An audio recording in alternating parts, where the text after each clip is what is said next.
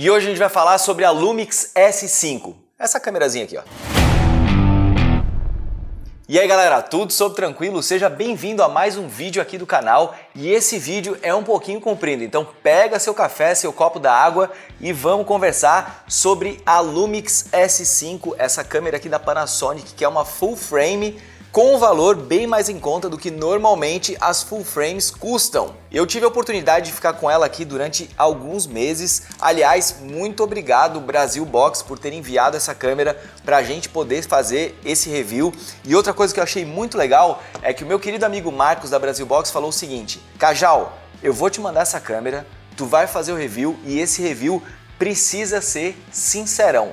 Tu tem que falar tudo o que tu acha, coisa boa, coisa ruim, ponto que pode melhorar, enfim, seja sincero. E é exatamente isso que eu... Aliás, é o mínimo que se espera de um review, né galera? Diga-se de passagem, isso é uma coisa que não precisava nem ser comentada. Mas eu fiquei muito feliz que o Marco pensa igualzinho eu e já me deixou claro de que eu posso falar tudo o que eu quiser sobre essa câmera. E chega a ser engraçado eu fazer o review dessa câmera, porque pra galera que me acompanha há um tempo, sabe que eu só uso a linha Panasonic. Eu não fui pra modinha da Sony, eu não migrei pra Blackmagic, eu tô tipo na Panasonic desde a linha da GH4. Quando saiu a GH4 eu comprei a minha primeira, então eu tive a GH4, GH5, GH5S, enfim. Eu tenho inclusive a câmerazinha até tatuada aqui no braço, ó. Que coisa ruim de falar isso no começo de um review, né galera? Pensa que eu vou ser... Ah não, mas o cara vai falar só bem. Não, tem muito ponto que precisa melhorar. A Panasonic não me patrocina, isso aqui não é um vídeo patrocinado e eu vou falar realmente as minhas dores e as coisas que eu penso sobre essa câmera. E aliás, sobre a Panasonic. Mas chega de enrolação e agora a gente vai falar sobre essa câmera. Ao contrário das irmãzinhas maiores dela, que é a S1, S1H e S1R, que é a linha full frame da Panasonic, ela tem um corpo bem menor e a ergonomia dela é muito agradável, galera. Ela até se assemelha aí um pouquinho às Sonys, porque ela é um pouquinho mais quadrada, diferente da outra linha da Panasonic, né? Que a gente tem a GH5, a GH5S, que elas são um pouquinho mais arredondadas. Essa aqui é um pouquinho menor, um pouquinho mais quadrada. A gente tem aqui em vermelho o botão para gravar. A gente tem aqui também a catraquinha, né? A famosa catraquinha, onde a gente tem todas as funções dela para gravar, tirar foto, os menus customizáveis. Outro diferencial em relação à GH5S é que essa aqui ela tem uma entrada micro HDMI. Já na GH5S o HDMI é normal, padrãozinho mesmo, então você não precisa ter um cabo diferente. Isso aqui não é uma característica negativa, tá? É uma característica apenas diferente. Então, como a gente tem um corpo mais compacto e tem mais tecnologia dentro, às vezes acontece isso também dos cabos e das coisas modificarem um pouco. Mas eu gostei, é só você ter uma entrada HDMI ou um adaptador para conseguir utilizar ela. Agora, igual a GH5S, a gente também tem o duplo slot para cartão, a gente consegue botar 2 cartões e um grande diferencial dessa câmera é que ela não exige cartões muito rápidos. Com isso você consegue economizar um pouquinho de dinheiro na compra dos cartões. No slot 1 a gente tem o UHS 2 V90 e no slot 2 a gente tem o UHS 1 V30. E o que isso quer dizer? Que você consegue comprar cartões não tão rápidos como a GH5S, por exemplo, que às vezes exige cartões para te conseguir a qualidade máxima dela de 400. Então, cara, é um cartão caro. Eu tenho esse cartão, eu gastei $300 nos Estados Unidos por um cartão de 256 em V400 e é muito caro, galera. Então, isso aqui é um baita diferencial para ela. Agora vamos falar sobre a lente. No corpo da câmera, ela vem com o bocal L-mount. Como vocês podem ver, agora a gente tem um sensor full frame, ele é grande, e isso acaba tendo que você diferenciar um pouco a lente, que é diferente do sensor micro 4/3. Então a gente tem um bocal aqui um pouco diferente. As lentes são mais tecnológicas. Continua bem legal também para te botar aqui, para te apertar o botãozinho e tirar e botar a lente. O sistema é o mesmo, o padrão é o mesmo para trocar a lente. Porém, o sistema é um pouquinho diferente por causa do sensor. Olha o tamanho. Outro upgrade aí que veio em relação à GH5S é que agora a câmera lenta você não precisa acessar um menu para conseguir botar ela. Você tem um atalho aqui na nossa catraquinha de cima, esse SEQ. Quando você põe aqui, você já acessa a câmera lenta de uma maneira mais rápida. Então quando você está gravando, você vai só mudar para cá e pronto, você já está com a câmera lenta toda presetada. Não precisa ir lá no menu e fazer tudo aquelas lenga-lenga lá de botar em número e mudar tudo. Aqui já tá tudo certo. E vamos falar também sobre a bateria dela, galera. Ela tá 18% mais potente. Eu vou até abrir aqui e mostrar para vocês que ela na primeira vista assim parece ser igual, mas você vai ver que o encaixe aqui ele ficou um pouco mais arredondado e ela também tem mais uns contatos aqui eletrônicos, porque ela tá um pouco diferente, você consegue uma carga maior de bateria e ela vem com uma grande sacada. Ela é compatível com a GH5 e com a GH4, com todas as outras linhas de bateria que usam esse tipo de bateria. Qual que é a diferença? A bateria dessa câmera, ela pode ser usada na GH5, porém a da GH5 não pode ser usada nessa câmera, talvez por causa desses contatos eletrônicos aqui, que elas possibilitam alguma outra coisa. Também não vou entrar numa linguagem tão técnica, porque eu também não sei qual é a diferença desses contatos aqui. Então eu achei bem interessante que eles conseguiram pensar nas pessoas que compram essa câmera, que provavelmente vão comprar mais baterias também, e também ainda tem a outra câmera, então você consegue usar as baterias nela. E para as pessoas que têm já a GH5 e precisam comprar mais baterias, já compram um padrão novo de bateria que dura mais tempo. Ué? Alô? O quê? Não é inscrito ainda? Ah, pera aí, já vou resolver isso agora. Acabaram de me passar que você não está inscrito no canal, então para um pouquinho aí agora, vai lá, se inscreve, ativa a notificação também para receber mais vídeos como esse. Aqui na lateral a gente tem uma entrada USB-C e eu achei genial isso que eles fizeram, porque agora a gente pode carregar a bateria já direto na câmera, não precisa do carregador. Você também pode botar a câmera com alimentação externa através do USB, com power bank ou de repente ligada na tomada mesmo, sem precisar ter que comprar um cabo especial que fica ligado na bateria, como na GH5, na GH5S. E também você consegue transferir arquivos direto da câmera via cabo, sem precisar tirar o cartão de memória para botar no seu computador. Isso eu achei muito legal, porque é uma coisa que parece óbvia, né, galera? Mas nas outras câmeras não tinha. Então agora eles arrumaram e agora tá perfeito. E agora um dos motivos do porquê eu uso tanto Panasonic e eu não migrei para Sony. Essa câmera, galera, não esquenta. Você não vai ter problema de aquecimento, dela parar de gravar, de você perder arquivo ou de repente acontecer alguma coisa que por causa da temperatura dela você não vai conseguir trabalhar. Essa câmera não esquenta de jeito nenhum. E ela continua com a assinatura da Panasonic, que essa capa de alumínio ela é selada, você não vai ter problema aí se de repente você está gravando um carro e o carro passa numa fossa d'água e respinga, você não tem problema, a sua câmera não vai estragar por isso. Ela é bem selada também contra poeira. A câmera pode estar toda suja, mas o interior dela você não vai ter problema com poeira dentro. Obviamente toda a câmera merece ali a cada 6 meses, 1 ano, ir para uma revisão, dar aquela limpadinha, deixar ela toda certinha. Depois do job você também limpar ela, mas durante o job, na correria, você pode ficar tranquilo que não vai entrar nos componentes eletrônicos essa poeira ou essa água que eventualmente possa cair.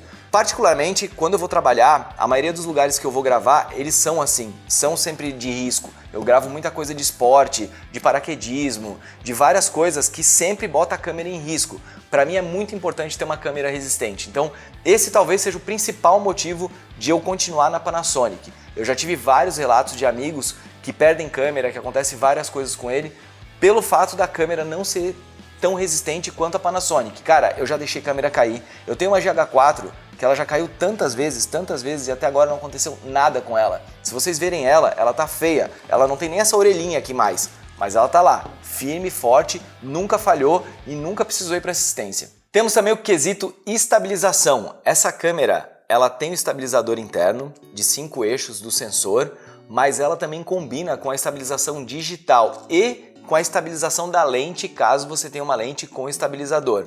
Então essa junção de estabilizações da câmera resulta numa estabilização bem legal da câmera. Eu testei com essa lente mesmo, ela é uma 20-60, como eu já falei para vocês, um pouquinho escura, mas ela não tem estabilizador interno. O estabilizador que a gente usa nela é o da própria câmera, do corpo da câmera, e também a estabilização digital. Como vocês podem ver aí no exemplo, ela funciona super bem, a gente tem como dar um boost ali para dar uma estabilização um pouco mais forte.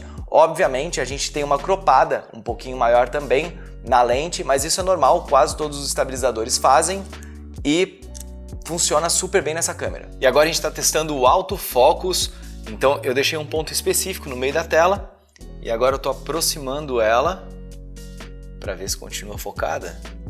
Olha o meu olho, rapaziada. E agora eu vou pegar e vou distanciar. E vamos ver quanto tempo ela demora para focar de novo. que vocês acharam? Aproximei. Distanciei. Botei a mão na frente. Tirei a mão da frente. E aí? Será que melhorou? Lembrando que essa câmera ela tá no firmware 2.3. Então eles deram uma atualizadinha nisso. Eu vi uns reviews ali na internet e eu achei bem meia boca, bem safadinho. E agora a gente está testando de outra maneira. Então eu vou mudar agora a forma de focar. Eu vou botar só no rosto para ele traquear o meu rosto. Vamos ver como é que vai ficar. Pera aí. E agora eu botei para seguir o meu rosto. Então no visor eu tô vendo que tem um quadradinho ali e que ele tá me seguindo. Agora, se o foco tá seguindo, aí é outros 500, né, turma? O que vocês acham? Tô aqui na extremidade e saí do foco. E agora? Entrei no foco, saí do foco. O que vocês acham? Agora ele tá para seguir o meu rosto. Então é para estar o meu rosto focado em todos os ângulos que pega ele. Eu tô com uma lente 20mm, como ela é uma full frame, e a gente está agora operando em full frame, estamos? Sim, estamos operando em full frame. Então esse aí é com ele traqueando o meu rosto. E agora o teste tá no traqueamento de objeto. Eu selecionei aqui no visor a outra câmera para tentar ver se ela vai continuar no foco sempre.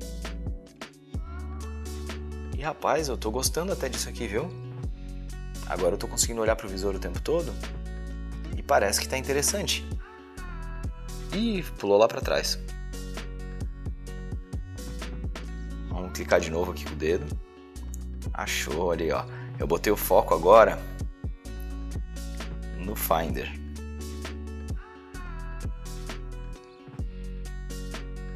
Que legal, turma. Já que a gente bateu na tecla aí da atualização, eu quero dar uma dica para vocês. Mantenham as suas câmeras atualizadas. Vai sempre lá no site da sua fabricante e dá uma olhada qual a última versão do firmware que tem na sua câmera. Por exemplo, quando eu peguei essa câmera, ela estava no 1.0, eu atualizei ela para o 2.3 e isso faz muita diferença porque eles sempre vão aprimorando as coisas que você tem na câmera e também ali as dores, ali os calinhos que tem dos usuários, às vezes eles conseguem consertar apenas com o software que está dentro dela. E não é só a câmera que se atualiza, galera, a lente também. Então sempre que você der uma olhadinha lá, você vai ver no menu da sua câmera em qual versão do firmware está o corpo da sua câmera e a sua lente também. Daí você vai lá no site da sua fabricante, dá uma olhada como faz para atualizar, qual é o firmware mais recente e daí você atualiza. Então vocês se lembram que eu falei para vocês que agora para mudar para câmera lenta é bem mais fácil, é só botar aqui no SEQ e pronto, você já está na câmera lenta. Dentro da função da câmera lenta você pode deixar arrumado quando você mudar para cá em qual configuração você quer. Ela chega a 180 frames por segundo. Isso é muito legal, ela faz 60 frames também em 4K e em 1080 ela faz até 180 frames por segundo. A grande diferença é que com 120 frames você ainda tem o autofocus, que antes não tinha. A Panasonic ela foi uma das primeiras câmeras a jogar a câmera lenta para cima de 60 frames. Na GH4 ela tinha 96 frames, depois ela já passou para 240 na GH5 e agora a gente tem 180 nessa, mas essa aqui lembrando que é um sensor full frame, é uma câmera diferente, então você não precisa mais de 120 frames por segundo, aliás, salvo raríssimas exceções. Eu normalmente uso isso, 120 frames. Vamos falar um pouquinho agora sobre a cerejinha do bolo, o sensor full frame dessa câmera. Como eu falei para vocês, ela é uma câmera full frame de baixo custo, porém ela tem algumas limitações. Por exemplo, se eu for gravar em 4K 30 frames por segundo, eu consigo usar a função full frame. Mas se eu quiser estender para os 60 frames em 4K, daí ele já vai passar para o APS-C, que é o crop da micro 4/3. Então ele vai pegar o sensor e utilizar apenas o centro do full frame, que seria esse APS-C. Por que eles fazem isso? Daí eu tô falando uma opinião pessoal, tá, galera? Isso aí não li em lugar nenhum. Eu acredito que pela velocidade de gravação. Como é uma câmera barata, eles tiveram que escolher algumas batalhas. Então você tem o sensor full frame, você vai conseguir gravar, mas, por exemplo, para fazer uma câmera lenta, para fazer alguma outra função, você vai ter que diminuir isso, ele vai cropar o seu sensor para utilizar menos velocidade de gravação. Eu acredito que seja por isso, processador e gravação. Até porque se a gente for falar de uma câmera com todas essas funções, a gente está falando de uma câmera bem mais cara que essa. Talvez seja por isso. Se você tiver aí algum comentário, de repente, para acrescentar um pouco mais aí de conhecimento para a minha pessoa também, por favor, deixa aqui nos comentários para a gente poder conversar e a gente conseguir evoluir nisso aí junto, beleza? Eu não sou um cara muito técnico, eu sou um cara mais prático, então se você for aquele cara ali que gosta dos numerozinhos, de pesquisar essa parte, por favor, deixa nos comentários aí para ver se de repente eu tô certo em relação a isso. Um exemplo disso, galera, é a própria GH5S. Na GH5S, se tu quiser gravar na qualidade máxima dela, você vai precisar de um cartão de 400 megabytes por segundo. Isso é a velocidade dela. Essa aqui, no máximo, se você for pôr ali em ponto .move, tirar o MP4 de codec, você vai conseguir gravar no máximo a 200. E mesmo com a velocidade em 200, você consegue usar o cartão de 90. Então não tem tanto problema assim. A velocidade de gravação dela é um pouco reduzida. Se lembra que eu falei também no começo ali sobre o tempo ilimitado de gravação? Essa câmera possui tempo ilimitado de gravação, mas se você for usar as funções mais top ali, que exigem mais qualidade, ele corta para 30 minutos. Então tem que se ligar um pouquinho nisso também. Tem algumas funções ali que você vai conseguir gravar apenas 30 minutos e não ilimitado. Vamos falar um pouquinho agora sobre os perfis de cor que você consegue usar nessa câmera. Normalmente eu uso sempre o V-Log e o Cine-Like D, mas aqui você tem vários outros perfis aqui que você consegue usar. O V-Log dela já vem nativo da câmera, então você não precisa comprar separado. Você consegue customizar de uma maneira muito legal todos os perfis de cor. Por exemplo, no Cine-Like D, eu gosto de deixar o contraste no -5, o Sharpness no -2, o Noise Reduction no -2 também, o Shadow lá no +4, e o Highlights eu costumo deixar neutro ali no 0, assim como a saturação também. Eu gosto de usar esse perfil de cor aqui porque eu já tenho os meus presets de cor no meu computador que funcionam muito bem com esse. Mas se você gosta de tratar cor, assim como em alguns trabalhos eu também uso, você pode usar o nosso querido V-Log, que deixa aquela imagem lavadinha, pronta para você usar em qualquer software de edição de cor. Tenho certeza que você está se perguntando como é a performance dessa câmera com baixa luz. Então agora a gente vai fazer um teste e nesse teste, galera, eu quero deixar já claro aqui para vocês que a gente vai estar em V-Log, então ela começa de 640 e vai até, deixa eu dar uma olhadinha aqui rapidinho, e o ISO dela vai até 51.200. Lembrando que eu já falei para vocês que o ISO nativo dela é 640 e 4000. Então vocês vão ver que vai ter diferença quando ele bater nesse ISO nativo duplo, que é em 640 e 4000. Vocês vão ver que a imagem vai ficar bem mais legal. Tecnicamente, galera, o sensor full frame ele vai ter menos ruído do que o APS-C. Por quê? No full frame a gente tem a capacidade máxima ali dos pixels. Já no APS-C você vai ter ele esticado, então com isso você consegue visualizar um pouco mais os ruídos. No caso desse nosso teste aqui, a gente vai estar fazendo ele em full frame.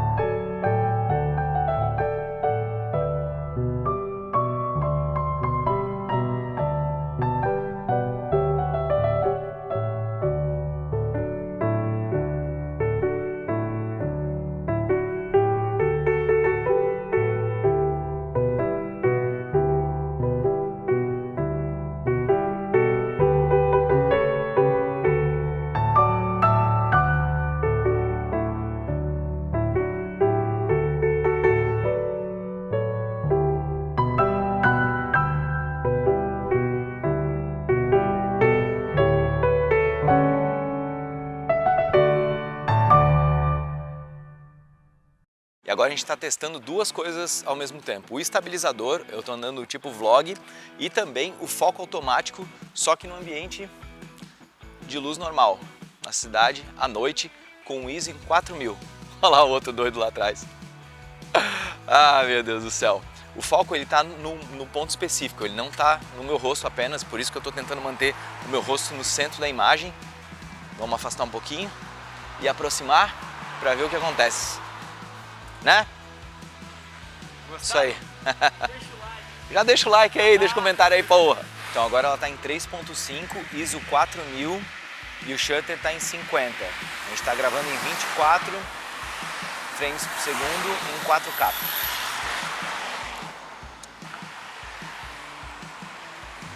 Ó, vários carros, isso é legal.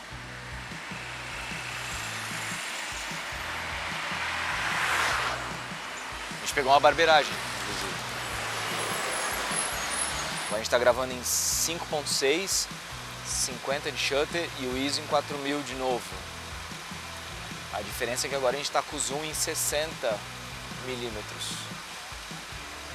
Isso aí.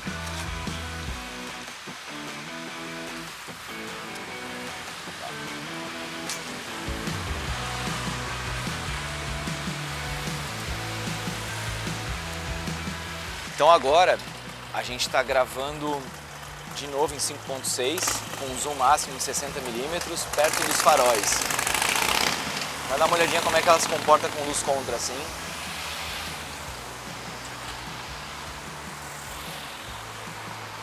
E quanto de detalhe a gente consegue também na gravação.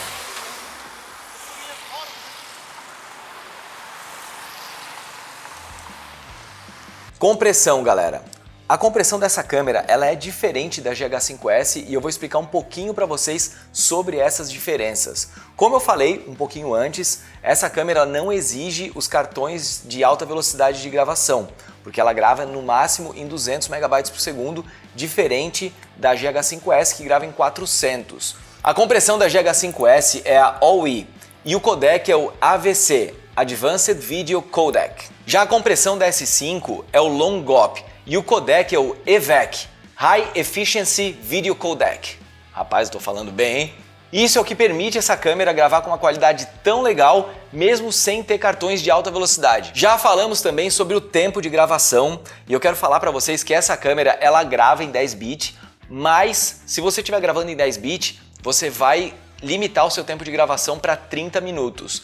Já se você estiver gravando em 8 bits, esse tempo é ilimitado, você grava quanto tempo você precisar. Ainda mais carregando a tomada, cara, você pode deixar horas gravando que não vai ter problema nenhum.